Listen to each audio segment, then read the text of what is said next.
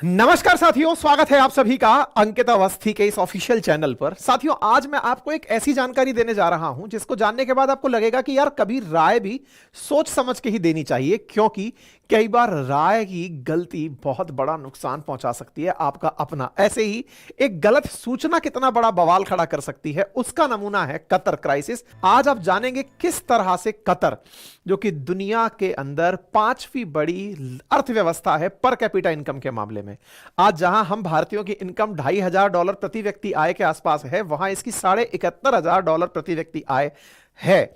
आज हम इंडिया वाले कहते हैं कि हम 5th लार्जेस्ट इकोनॉमी है, लेकिन हम पड़े हैं 140वें 42वें पायदान के ऊपर। ये हैं प्रति व्यक्ति आय के हिसाब से 5वें पायदान पर। और अगर जीडीपी टोटल मिला ली जाए, जैसे हम बोलते हैं 5वीं बड़ी अर्थव्यवस्था, ऐसे दुनिया की ये 55वीं बड़ी अर्थव्यवस्था है। इस अर्थव्यवस्था को एक बार भयंकर संकट झेलना पड़ा। संकट क्या था कि अल जजीरा के अंदर, और इनकी एक कतर न्यूज एजेंसी है, उसके अंदर एक खबर छप गई थी 23 मई 2017 में। और उस खबर का मालूमात था, मायना था कि जो यहां के आमिर हैं, जो यहां के शेख तामिर अहमद अल थानी, जो यहां के कतर के अमीर हैं, जो राजा हैं, उन्होंने तारीफ कर दी है। किसकी तारीफ कर दी है? ईरान की। और बुराई कर दी है ट्रंप की। अब आप पूछेंगे, ट्रंप ये तो अब जाके राष्ट्रपति बने हैं? नहीं भाई, अब तो ये 47वें नंबर पे राष्ट्रपति बने हैं। इससे पहले बाइडेन, और बाइडेन से पहले भी ट्रंप 45वें अमेरिकी राष्ट्रपति रह चुके हैं। इन्होंने तारीफ कर दी ईरान के जो प्रमुख हैं उनकी, खमेनेई की, और बुराई कर दी ट्रंप की। अब ये ट्रंप की बुराई कितनी महंगी पड़ी, आज के सेशन में हम आपको बताएंगे, और बड़ा ही आपको इंटरेस्ट आएगा जियोपॉलिटिक्स की इन सब बातों को सुनने में, जो अब मैं आपको बताने जा रहा हूं। The June 2017 announcement by Saudi Arabia, Egypt, UAE, Bahrain, Yemen snapped ties with the Gulf state. Premier of Kuwait arrived in Doha on Wednesday.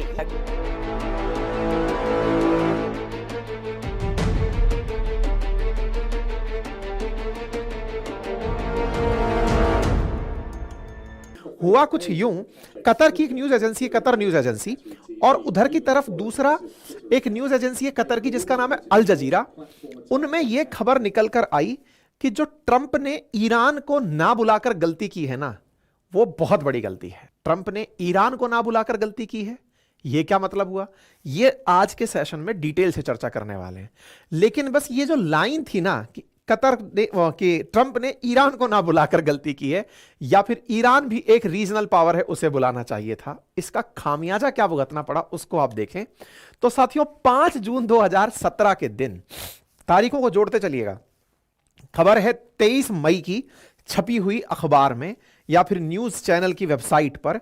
और 5 जून 2017 को जीसीसी नाम से, गल्फ कॉपरेशन काउंसिल है, 6 देशों का समूह जिसमें Bahrain, UAE, Saudi Arabia, Egypt और कतर शामिल हैं, इन्होंने अपने में से कतर को निकालकर बाहर फेंक दिया।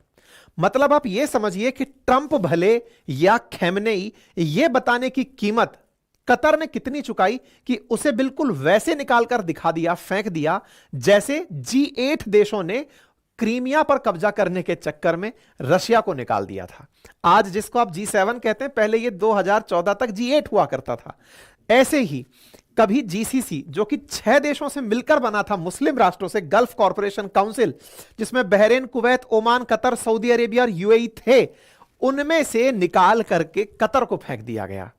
कब? 2017 में। कब फेंक दिया गया? तारीखें मैंने आप लोगों को बता दी कि किस प्रकार से सारी कहानियां घटित हुई।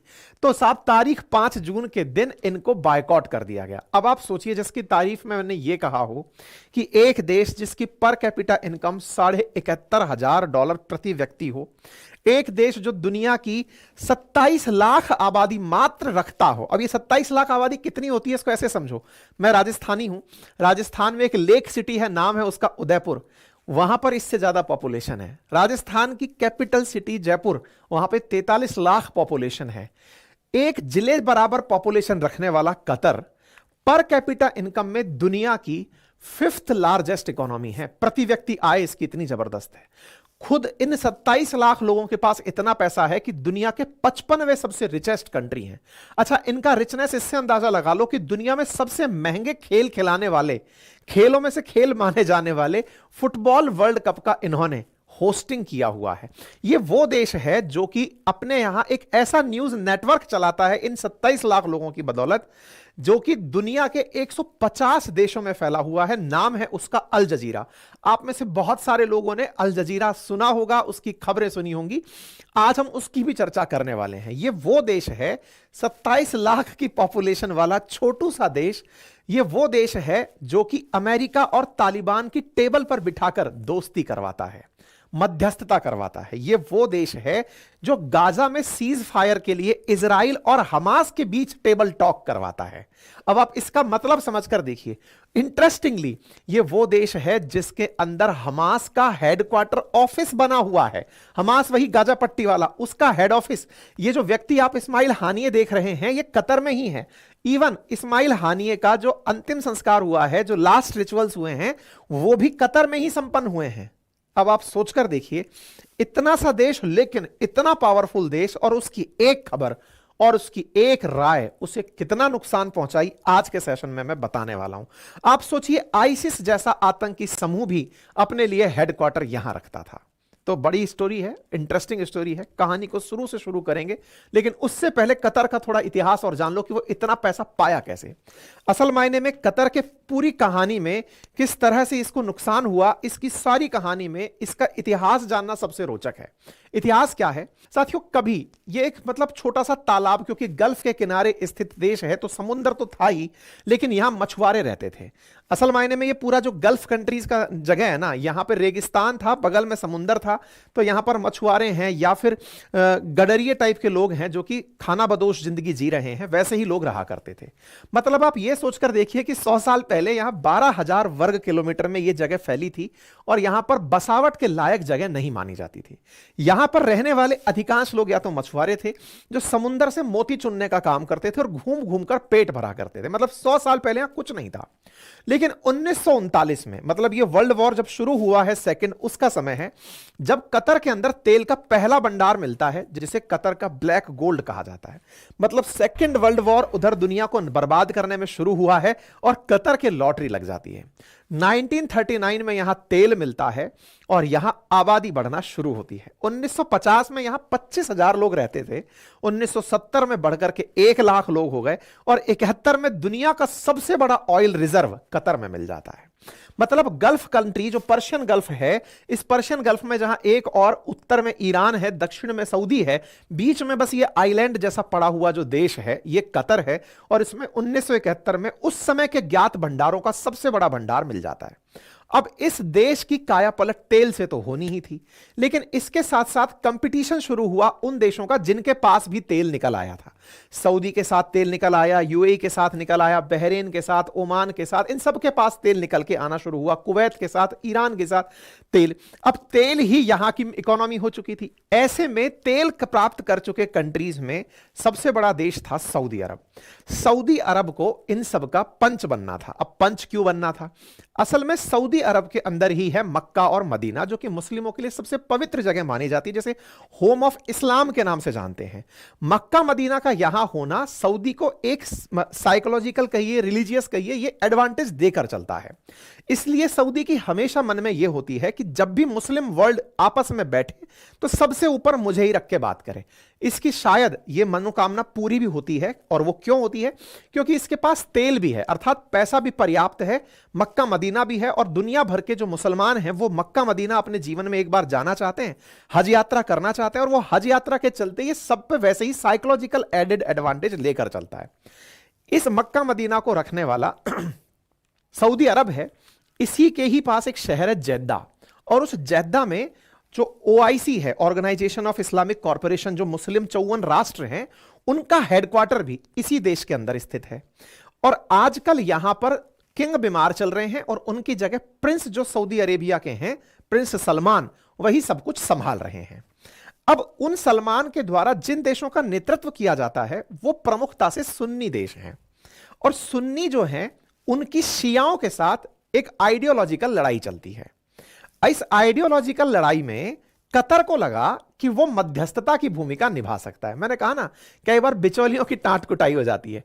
तो ऐसे में यहां पर भूमिका कतर निभाने शुरू हुआ कि मैं सऊदी को और ईरान को नजदीक ले आऊंगा, क्योंकि ईरान अपने आप को शियाओं का लीडर मानता है और सऊदी अरब अपने आप को सुन्नियों का लीडर मानता है। माना जाता है कि गदीर के ऐलान के बाद पैगंबर मोहम्मद मदीना पहुंचे और कुछ महीने बाद इस दुनिया से रुखसत हो गए।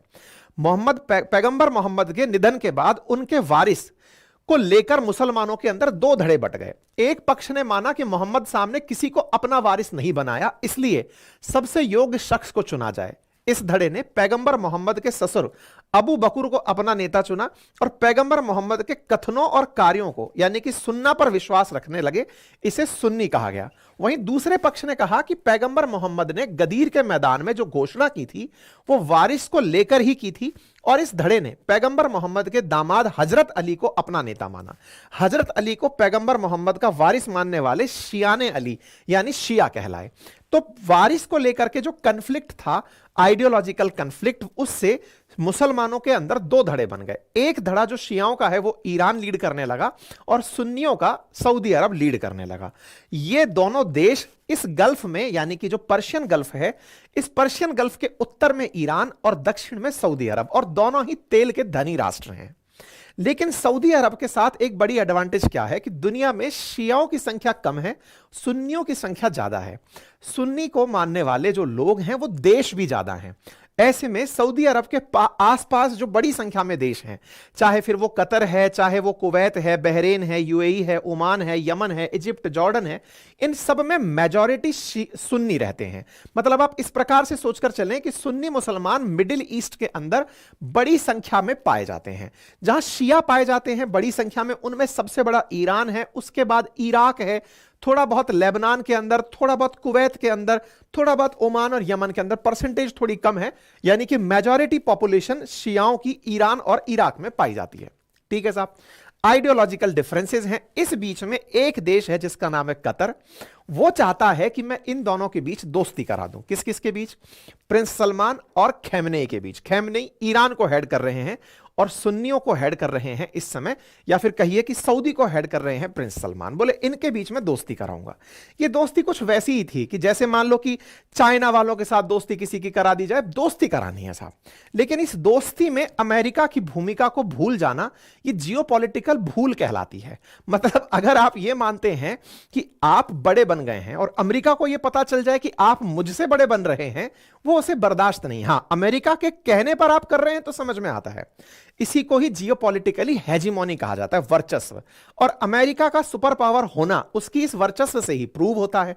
अब वर्चस्व की कहानी की तरफ लेकर चलते हैं, क्योंकि इन्होंने जो गलती की वो अमेरिका को छेड़ने की। अच्छा, अमेरिका को छेड़ना अलग बात है, ट्रंप को छेड़ना इन्होंने बहुत बड़ी गलती की। ट्रंप को इन्होंने बुरा कह दिया और खैमनेई को अच्छा कह दिया। अब ये कहानी क्या है, अब वो सुनो।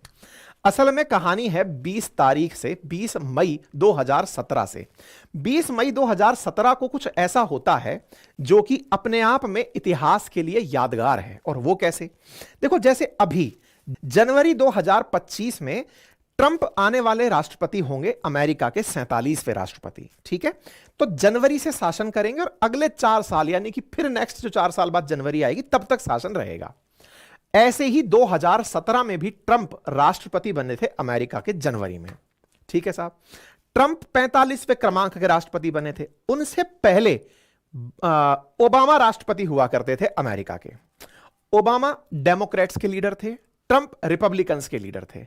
ये थोड़े से एक्सट्रीमिस्ट रहे हैं। मतलब एक्सट्रीमिस्ट मतलब आर या पार की बात करने वाले।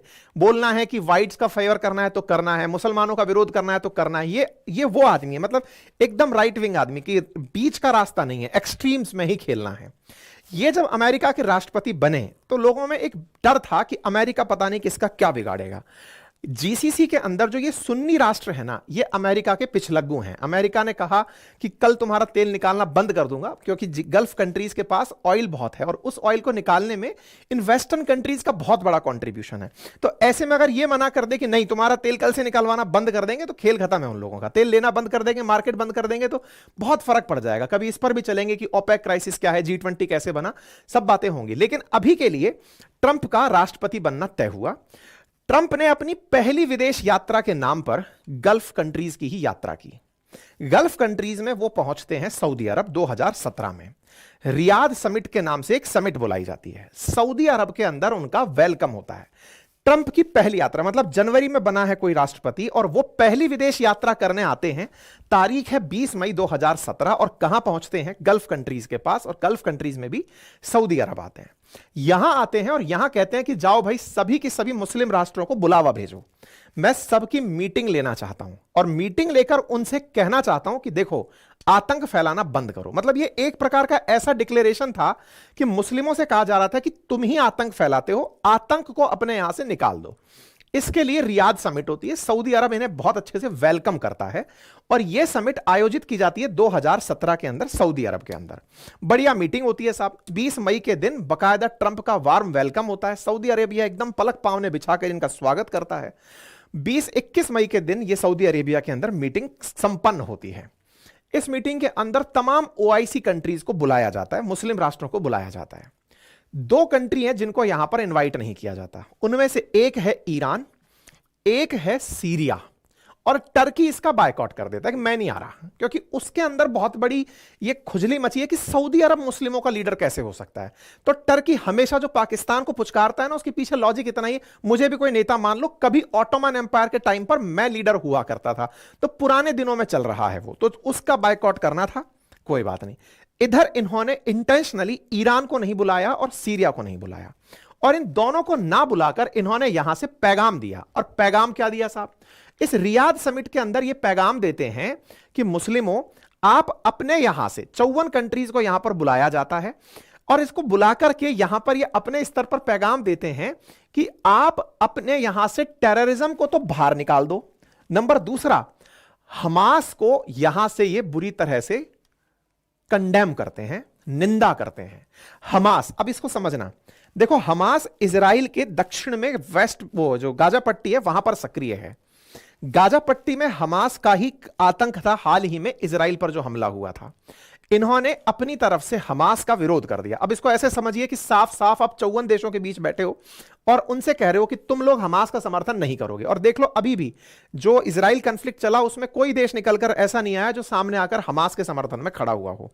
मुस्लिम ब्रदरहुड की बात करने वाला कोई राष्ट्र बाहर निकलकर नहीं आया। खैर, और ईरानियन गवर्नमेंट से कहा कि वो चूंकि हमास का समर्थन करता है, दूसरा सीरिया के अंदर बशर अल असद जो राष्ट्रपति हैं उनका समर्थन करता है, इसलिए उनके साथ भी रिश्ते तोड़ दो। उनकी बुराई कर दी साहब इसने यहां पे आगे। ट्रंप का यही वचन ही शासन है। मतलब जब ट्रंप सत्ता में रहेंगे तो आपको यही मानकर चलना है कि हमास को बिल्कुल भी प्रमोशन नहीं करना है, ईरान का साथ नहीं दे रहा है, बशर अल असद का साथ नहीं देना है। ये यहां आए, पैगाम दिए और चले गए। टेररिज्म को सब लोग निकाल के फेंक दो, सबको यहां पे पैगाम दे दिया। घटना को तारीखों में देखते चलना, 20 मई की घटना है ये। 23 मई के दिन कतर सुर्खी बनता है। क्या सुर्खी बनता है साहब? कतर के अंदर 23 मई को एक कंट्रोवर्सी होना शुरू होती है, और वो कंट्रोवर्सी है जिसमें कतर के आमिर का एक बयान है, और वो ये है कि कतर न्यूज एजेंसी की वेबसाइट पर लिखा जाता है कि यूएस की फॉरेन पॉलिसी खराब है और ईरान अच्छा है। यानी ईरान एक रीजनल पावर है। नंबर दूसरा, उसे भी इस रियाद समिट में बुलाना चाहिए था। यह बयान कतर के आमिर के नाम पर शेयर कर दिया जाता है। कहा जाता है कि वो किसी सेना के कार्यक्रम में गए थे, वहां पर जाकर उन्होंने अपनी राय रखी और उस राय में उन्होंने यह कहा कि ट्रंप ने यह काम गलत किया। यह बात इनकी एक न्यूज एजेंसी कतर की, उसमें छपती है 23 मई को। मतलब 2 ही दिन बीते हैं, न्यूज एजेंसी की वेबसाइट पर यह चीज फ्लैश करने लगती है। कतर न्यूज एजेंसी की वेबसाइट पर जैसे ही फ्लैश करती है तो अल जजीरा पे आ जाती है, क्योंकि कतर न्यूज एजेंसी से न्यूज उठा ली अल जजीरा ने। जैसे इंडिया के अंदर ANI है, इस पर प्राइवेट है भले ही, लेकिन उसकी न्यूज सारे न्यूज चैनल चलाने लगते हैं। ऐसे ही अल जजीरा को सब जानते हैं, QNI को कोई नहीं जानता। तो अल जजीरा ने इस न्यूज को फ्लैश कर दिया सब जगह कि हमारे आमिर ने ऐसा कहा है। आपने एक प्रकार से ट्रंप की उंगली कर दी है। मतलब आपने, अभी ट्रंप गए ही हैं और जाते ही आपका बयान, आप समझ रहे हैं, ट्रंप की सत्ता को चैलेंज है, और आपने जैसे ही यह किया, भाई खलबली मच गई सभी देशों के अंदर। और खलबली कैसे मची, इसके पीछे की कहानी समझो। अब क्या हुआ?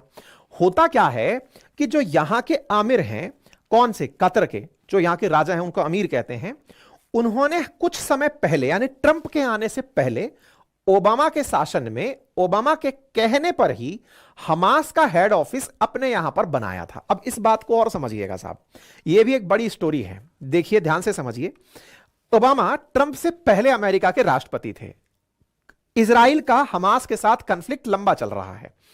हमास को बातचीत के लिए टेबल पर कहां बिठाया जाए? भाई कल को अगर आपको, जैसे अभी वो अपहरण करके लेकर चले गए इजराइल के कुछ लोगों को, उनसे अब बातचीत करनी है, नेगोशिएट करना है, तो कहां करोगे? उनका कोई ऑफिस तो होना चाहिए जहां बैठकर बातचीत कर सको। तो बैठकर बातचीत करने की जो जगह है, इसके लिए ओबामा ने सलाह दी कि तुम हमास के लिए एक ऑफिस अपने यहां बनाकर रखो ताकि हमास के लीडर से बातचीत की जा सके। ये ओबामा की सलाह थी जो कतर ने मान ली थी। बस यही सलाह बहुत भारी पड़ गई। किसको भारी पड़ गई? कतर को। कतर को लगने लगा कि मेरी बात सुनी जा रही है, दैट मींस अमेरिका की नजर में मैं एक कदम ऊपर हूं, और मैं अगर अमेरिका की नजर में एक कदम ऊपर हूं तो मुझे थोड़ा एक कदम और चल लेना चाहिए, तो मैंने पंचायती कर लेनी चाहिए। कोई बात नहीं, ट्रंप इस बात को बिल्कुल पसंद पहले भी नहीं करते थे। उनका कहना था कि आतंकियों के लिए कोई जगह नहीं होनी चाहिए, ना कतर में ना कतर के बाहर, बोले कहीं कोई जगह नहीं होनी चाहिए। वो पहले से ही अपने प्रचार में कहते आए थे कि आईसिस का मुख्यालय होना, कतर का हमास का मुख्यालय होना गलत है। ठीक है साहब। ऐसे में ट्रंप का ओबामा से खूब वाक युद्ध रहा, तभी जाकर ट्रंप चुनाव जीत कर आए थे 2017 में। 2017 में इनका राष्ट्रपति बनना एक प्रकार से ओबामा की नीतियों का फेल होना ही था कि ट्रंप चुनाव जीते थे। अब ट्रंप का चुनाव जीतना, इसका मतलब ट्रंप जब इन आमिर से बात करेंगे तो इन बातों में उनके सामने सबसे बड़ा पॉइंट यही होगा कि आतंक को बाहर निकाल के फेंक दो। अर्थ क्या है इसका? इसका अर्थ यह है कि आमिर महोदय, आपने जिस तरह से अपने यहां पर हमास का मुख्यालय बना रखा है, अमीर साहब उसे बाहर निकालो। जिन्होंने तो लाइन ही बोल दी थी कि आतंक को फेंक दो। अब इस लाइन को यह मानने की जगह ज्ञान दे दिए, यह ज्ञान दे दिए। ज्ञान के पीछे लॉजिक क्या था? बाइडेन, क्योंकि बाइडेन असल में ट्रंप के खिलाफ चुनाव लड़े थे, तो उन्होंने इनको कह रखा था कि नहीं, अगर अमेरिकी नीतियों के साथ चलना है। देखो क्या था ना, पहले अमेरिका की लगभग हर सरकार एक जैसी नीति रखती थी। ट्रंप का जो एरा रहा, ओबामा के बाद का जो कालखंड रहा है ना, उस कालखंड को आप ऐसे मानकर चलो कि दुनिया बहुत परेशान हुई है। ईरान के साथ भी कभी अमेरिका ने मित्रता कर ली थी और उसको JCPOA कहा गया था। उससे कहा गया था कि आपको हम लोग अपनी तरफ से न्यूक्लियर वो देंगे, नॉलेज देंगे, आप अपने यहां पर न्यूक्लियर रिएक्टर चलाना, तमाम बातें उस बेचारे को कही गई थी। लेकिन ट्रंप आए, सब पलट दिया और उसके ऊपर काटसा नामक बैन लगा दिया, सैंक्शन लगा दिया। अब क्या होता है कि ये जो अमीर है ना, इन अमीर को यही विश्वास था कि अमेरिका अपनी नीतियों के साथ बनकर रहेगा। ट्रंप का गुस्सा नहीं पता था कि ट्रंप किसने सन की आदमी है। ये बेचारे रह गए इस बात में। इनका आदेश हुआ, सारे के सारे गल्फ कंट्री कतर को खुद से अलग करने में जुट गए। हालत यह हो गई कि यह समझा जाए कि बस ये जमीन से काट कर नहीं फेंका, बाकी सभी हो गया। क्या हो गया भाई साहब? खबर देखें आप, 5 जून की, मात्र 13 दिन हुए। 23 मई को खबर छपी है। 13 दिन के अंदर 13वें दिन Saudi Arabia, UAE, Egypt, Bahrain, इन सब ने कतर से कहा कि मित्र, तुमसे माफी चाहते हैं। तुमने जो खबर चलाई थी, तुम्हारे न्यूज में खबर आई थी, हमें तो नहीं पता, भाई न्यूज़पेपर ही सोर्स होते हैं, उस खबर की वजह से हम इतने दुखी हैं, ट्रंप का प्रेशर नहीं झेल पा रहे हैं, हम तुमसे दोस्ती तोड़ रहे हैं। आपको जानकर आश्चर्य होगा, 5 जून को एक आदेश जारी करते हैं सारे देश मिलकर और कहते हैं कि हमारे जितने भी डिप्लोमेट्स तुम्हारे देश में हैं वो 48 घंटे में हमारे देश में पहुंच जाएं, और तुम्हारे जितने डिप्लोमेट हमारे देश में हैं वो देश छोड़कर चले जाएं। 48 घंटे के भीतर भीतर कतर को पूरी तरह आइसोलेट कर दिया। हद यह कि कतर से उड़ने वाली जो फ्लाइट्स थी उनको इन देशों में उतरने से मना कर दिया गया कि ना तो तुम सऊदी में उतरोगे, ना बहरीन में उतरोगे, ना कहीं उतरोगे, तुम उतरोगे ही नहीं। और अगर तुम्हें दूसरे देश की यात्रा करनी है तो हमारे एयर स्पेस को भी यूज नहीं करोगे, तुम्हें अपनी तरफ से रास्ता लेकर उड़ना है, जहां से उड़ो उतरो, हमारे ऊपर से नहीं निकलोगे। हद क्या हुई? इनको पूरी तरह से रास्ते से, हवाई तरीके से और समुंदर से कट कर दिया। मतलब UAE, Saudi Arabia, Bahrain, Egypt, इन्होंने पूरी तरह से कतर को आइसोलेट करके पटक दिया कि हम तुमसे बातचीत नहीं रखेंगे। जानकर आश्चर्य होगा कि इनके इतने से आदेश से कुछ ही घंटों के भीतर भीतर इनके नुकसान का आकलन शुरू होने लगा, तो जो बिलियंस ऑफ डॉलर में पहुंचने लगा। मतलब कतर एयरवेज हो या मार्केट एक्सेस हो, पूरी तरह से डिसरप्शन आ गया। मतलब कतर की फ्लाइट्स जो तैयार थी जाने के लिए, उस सूचना के बाद से फ्लाइट से लोगों को उतारना पड़ा, लोग जा ही नहीं पाएंगे। कतर का जो माल जा सकता था इन मार्केट में नहीं जाएगा, इधर से उधर नहीं आएगा, एकदम छिन्न भिन्न करके फेंक दिया। कतर ने सोचा भी नहीं था कि एक खबर इतनी भयानक तरीके से अपने ही देशों के द्वारा, जिन्होंने जीसीसी बनाया हुआ है 6 देशों ने, उन्होंने इसे निकाल दिया और यह बेचारा अकेला बस पर्शियन गल्फ में तैरने लग गया। कतर को फिर अल्टीमेटम दिया जाता है और अल्टीमेटम दिया जाता है 23 जून को, और वो अल्टीमेटम होता है कि तुम अगले 10 दिन में हमारी 13 मांगे पूरी करो, अदरवाइज हम और सख्त एक्शन तुम्हारे ऊपर लेंगे। ये कौन धमकी दे रहा है? सऊदी अरब। मैं उन लोगों को ये सेशन ज्यादा दिखाना चाहूंगा जो कि मुस्लिम ब्रदरहुड की बात करते हैं। देखो, इस दुनिया में केवल एक ही धर्म है और उसका नाम है पैसा। अमेरिका के पास उसका सारा भंडार है। उसके कहे हुए इशारों पर सोचो, सऊदी अरब कतर के खिलाफ इतना बुरी तरह भड़का कि उसने इसे केवल एक लाइन बोली कि 10 दिन का समय दे रहा हूं, मेरी 13 डिमांड हैं, उन्हें पूरी करो, नहीं तो जो यहां से आगे होगा उसका तुम अंजाम भी नहीं जानते। 13 डिमांड में सबसे ऊपर जो डिमांड थी ना, जिसको सबसे ज्यादा दुनिया में देखा और जांचा गया, वो डिमांड थी कि अल जजीरा को दुनिया भर में बंद कर दो। अल जजीरा अंतरराष्ट्रीय अखबार, यह सूचना फैलाने का कतर का सरकारी मीडिया, बोले इसे प्रॉपर तरीके से बंद कर। 2017 चल रहा है ये, और तुम्हारे द्वारा जो फंडिंग दी जाती है कुछ न्यूज चैनल्स को, जिनमें से इंक्लूड है अरब 121, अरब अल जायद, मखमलीन और मिडिल ईस्ट आई। अब ये जरूर नाम सुनिएगा, मिडिल ईस्ट आई का। बोले इन तीनों सारे के सारे न्यूज चैनल्स को बंद कर दो। पहला तो तुम्हारा न्यूज चैनल सिस्टम बंद करो, इसके अलावा आतंकी जो तुम्हारे यहां हेड ऑफिसेज हैं उनको बंद कर दो। बहुत सारे टेररिज्म को बंद करने के लिए उन टेररिस्ट को फंडिंग देना बंद कर दो, फाइनेंशियल कॉर्पोरेशन बंद कर दो, तमाम चीजें हमारे मार्केट में, तुम्हारी जो चीजें हैं तुम्हारे मार्केट में, जो हमारी बहुत सारी मांगे रख दी। सबसे ऊपर मांग अल जजीरा थी, क्योंकि सूचना हमने अल जजीरा के अराउंड ही आपको सुनाई है, इसलिए। अब आप सोचकर देखिए, उसने इतना पैसा लगा के अल जजीरा खड़ा किया और उसको बंद करने की बात बोल दी गई। कतर ने कहा कि सर मैं आपकी इन डिमांड्स को पूरा नहीं कर सकता। यह खबर निकल कर आती है जुलाई में कि सर 10 दिन का मोहलत भले ही आपने दिया हो। 10 दिन बाद कतर बोलता है कि मैं कर नहीं पाऊंगा, क्योंकि मेरे लिए मुसीबत हो जाएगी, बहुत सी चीजें हैं, आपकी मांगे मानूं, इससे अच्छा है मैं ट्रंप के सामने जाकर ही स्वीकार कर लूं कि जहां पना तुसी ग्रेट हो, तोहफा कबूल करो। अब भाई साहब यहां से उड़ करके कतर के जो मतलब फॉरेन अफेयर्स के लोग हैं, वो जाते हैं अमेरिका के पास और जाकर फिर सफाई पेश करते हैं और कहते हैं सर हमने कोई बयान दिया ही नहीं। तो बोले फिर बाहर कैसे आया? बोले सर हमारी वेबसाइट हैक हो गई थी। बोले किसने हैक कर दी थी? बोले सर हमारा आरोप है कि यूएई ने, संयुक्त अरब अमीरात ने हमारी वेबसाइट हैक की थी और उस हैकिंग से उन्होंने हमारे खिलाफ ये दुनिया में माहौल बना दिया।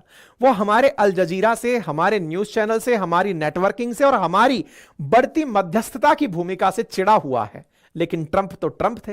बोले तेरे ख्याल में भी अगर ये आया, मतलब तेरी वेबसाइट हैक होकर के भी ईरान की तारीफ आई, तो भाई चलेगी नहीं। असल में ट्रंप को गुस्सा इस बात से नहीं था, गुस्सा इस बात से था कि तुमने ओबामा के कहने पर हमास को अपने यहां बिठाया हुआ है। हैक हो या ना हो, वो तो तुम्हारे पास ही बैठा है ना, मतलब जो हमास है उसका तो मुख्यालय तुम्हारे ही पास है ना। ऐसे में मैं यही चाहूंगा कि तुम यहां ना टिको। वाशिंगटन पोस्ट में खबर छपती है कि यूएई ने किया था यह सारा काम साहब, उसी ने पूरी तरह से मामला छापा था। यूएई से पूछा गया कि भाई क्या तुमने हैक किया था? बोले सर हमने तो कोई हैकिंग करी नहीं, कोई डॉक्यूमेंट दिखा दो कि हमने ऐसा कुछ किया हो। मतलब आपस में ही सब लड़ा झगड़ा कर रहे हैं, लेकिन एंड में सबके एक ही चीज चल रही है कि ट्रंप चाहता है। मैं यही तो कह रहा हूं कि इजराइल और इस गाजा पट्टी के वॉर का असली डिसीजन तब होगा जब 20 जनवरी को ट्रंप सीट पर बैठ जाएंगे। उसके बाद क्या होगा उसकी आप कल्पना कल्पना करके देखें कि एक देश जिसने हमास का हेडक्वार्टर अपने यहां बना रखा था बाइडेन प्रशासन में, वो ट्रंप आने के बाद क्या हालात मचाएंगे। सोचिए, उन्होंने मना कर दिया, कतर वालों ने साफ साफ कह दिया है कि इसकी जीतते ही कतर की तरफ से सूचना आ गई थी कि अब हम इजराइल और गाजा पट्टी के बीच मध्यस्थ की भूमिका नहीं निभाएंगे। इससे आप अंदाजा लगाइए ट्रंप का टेरर क्या है। अच्छा साहब, ट्रंप ने साफ साफ कहा कि देखो, अगर तुम चाहते हो तो मैं तुम्हारी बातचीत करा देता हूं गल्फ कंट्री से जिन्होंने तुम्हारा बायकॉट किया है। बोला जहां पना कुछ तो करो, मामला बहुत बिगड़ गया है। ठीक है साहब, आमिर जाकर इनसे मिलते हैं। आमिर की मुलाकात 2019 में साहब जब होती है तो इनसे कहा जाता है कि ठीक है, मैं ट्राई कर रहा हूं, तुम्हारे साथ सब चीजें हो जाएंगी।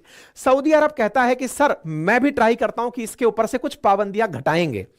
इस बीच में साहब एक कांड और हो जाता है जो आपको सबसे ज्यादा जरूरी है जानना। साथियों, अमेरिका के अंदर एक उद्योगपति हैं, नाम है जिनका जेफ बेजोस, जो चलाते हैं अमेजॉन। अमेजॉन के जो मालिक हैं उन्हीं का एक अखबार है, उसका नाम है वाशिंगटन पोस्ट। वाशिंगटन पोस्ट और इस मिडिल ईस्ट आई के अंदर, Middle East Monitor, Middle East Eye के अंदर एक पत्रकार था जो सऊदी अरब के खिलाफ नफरत लिखा करता था। उसका नाम था जमाल खशोगी। 2017 में जब ट्रंप के समर्थन में इन जीसीसी कंट्रीज ने बाहर निकालकर फेंक दिया था ना कतर को, तो सऊदी अरब ने भी कहा कि भाई के समर्थन में जब हमने यह काम कर दिया है तो कुछ काम खुद के भी निपटा लेते हैं। ऐसे में उन्होंने जमाल खशोगी को मार डाला। जमाल खशोगी जो कि वॉशिंगटन पोस्ट के लिए लिखता था, मिडिल ईस्ट आई के लिए लिखता था, अमेरिकी नागरिक बन चुका था, पूर्व में सऊदी अरेबिया का नागरिक हुआ करता था। सऊदी अरब ने खुद के खिलाफ लिखने पर, मतलब पत्रकारिता का ट्रंप के दौर में बहुत ही खतरनाक दौर था, ऐसे में साहब उसको मार गिराया। अब इस घटना को याद रखना, बस क्यों याद रखना, क्योंकि यह वो घटना है जिसके बाद में सऊदी का और अमेरिका का रिश्ता खराब होने वाला है। कहानी में आगे चलते हैं साहब। अब क्या होता है साहब, कतर की तमाम कोशिशें और अमेरिका की कोशिशों के बाद ट्रंप ने कोरोना काल में इन लोगों की एक ऑनलाइन बैठक बुलवा दी कि लो आओ भाई, सभी लोग जूम मीटिंग पे आ जाओ, बातचीत करते हैं। जूम मीटिंग पे इनकी बात करवा दी, यानी पहले बिगाड़ा और फिर सुधार दिया। अब लेकिन साहब अमेरिका के राष्ट्रपति तो 4 साल ही रहते हैं, 4 साल में सत्ता बदलनी है, नहीं तो रिपीट होना है। ट्रंप सरकार हार जाती है और बाइडेन का आना तय हो जाता है। बाइडेन का आना तय होता है, यही सरदर्द बन जाता है सऊदी के प्रिंस के लिए। क्यों? क्योंकि बाइडेन के जो पूर्वज थे इसी पार्टी डेमोक्रेटिक के नेता ओबामा, उन्हीं ओबामा का तो किया धरा था सारा की सारा मामला। कौन सा मामला? ओबामा ने ही तो कहा था कि बेटा हमास का मुख्यालय कतर में बना के चलो। अब यह चिंता बढ़ने लगी कि यार मैंने तो ट्रंप के समर्थन में खशोगी मार दिया, और जब खशोगी मार दिया, इधर से बाइडेन के खिलाफ जो बाइडेन है वो अपने चुनाव प्रचारों में चिल्ला चिल्ला कर एक ही लाइन बोल रहे थे कि मैं खशोगी को मारने वालों का, और जब इनकी जांच एजेंसीज ने कह दिया है कि साहब मारा ही सऊदी अरब ने है, तो मैं सऊदी अरब के ऊपर सैंक्शंस लगाऊंगा, जांच बिठाऊंगा, मैं सारी की सारी मदद रोक दूंगा। यानी जिस तरह से ट्रंप सऊदी के बहुत नजदीक चले गए थे, बाइडेन ने अपने चुनाव प्रचारों में चिल्ला चिल्ला कर, वैसे ही जैसे कतर के खिलाफ ट्रंप ने कहा था कभी चुनाव प्रचारों में कि हमास को बाहर निकाल फेंको, ऐसे ही बाइडेन ने सऊदी के खिलाफ खूब बयानबाजी की। Yes, and I said it at the time. Khashoggi was in fact murdered and dismembered, and I believe in the order of the Crown Prince. And I would make it very clear, we were not going to in fact sell. साहब ये चुनाव जीत करके America के 46वें राष्ट्रपति बनते हैं। इनका राष्ट्रपति जैसे ही बनना तय हुआ, कतर क्राइसिस भी लगभग खत्म होने की कगार पर पहुंच गया। यानी ट्रंप का काल और ट्रंप का काल असल में कतर का काल बनकर आया था। इनका जैसे जीतना तय हुआ, कतर के साथ सऊदी अरेबिया और आसपास के देश फिर से अपनी डिप्लोमेटिक टाइज मेंटेन करने लग गए। लोगों ने तो यह तक कहा कि सऊदी ने इसे गिफ्ट फॉर बाइडेन के रूप में दिया है। सऊदी अरेबिया ने कहा कि मैं कतर क्राइसिस को मिटाना चाहता हूं और मैं इसको फिर से मित्रता के लिए लेकर आना चाहता हूं। आप सोचिए, मैंने सबसे ऊपर आपको एक लाइन बोली थी, इस दुनिया में केवल एक ही धर्म चल रहा है, उसका नाम है रोकड़ा। और उस रोकड़े के लालच में जो सऊदी अरेबिया निकालकर दूध में मक्खी की तरह कतर को फेंक दिया था, वो कतर के साथ फिर से मित्रता कर लेता है। और बाद में कतर के जो आमिर हैं वो पहुंचते हैं सऊदी अरब और आकर के साहब फिर गले मिलते हैं। मजा आ गया साहब, बहुत अच्छा किया, ट्रंप के कहने से आपने ये किया और बाइडेन के आने पर आपने ये सब किया। सवाल सिर्फ इतना सा है कि अब बाइडेन जा चुके हैं और ट्रंप फिर आ रहे हैं। तेरा क्या होगा कतर, तेरा क्या होगा अल जजीरा, तेरा क्या होगा हमास, अब ये जानना सबके लिए भविष्य का विषय होगा। जानकारी आपको कैसी लगी जरूर सेशन के अंत में बताइएगा। चैनल पर नए हैं तो सब्सक्राइब कर लीजिए। साथियों, ये नया चैनल है, यहां पर मैं कुछ ऐसे ही जियोपॉलिटिकल किस्से और कहानियां, ऐसी स्टोरीज जो कि भविष्य में भी आपके लिए रोचक रहेंगी, उन्हें साझा करता रहूंगा। गुजारिश है कि इस चैनल को तुरंत सब्सक्राइब कर लें ताकि आने वाली कोई भी अपडेट आपको मिलती रहे। Thank you so much. अपना ख्याल रखें।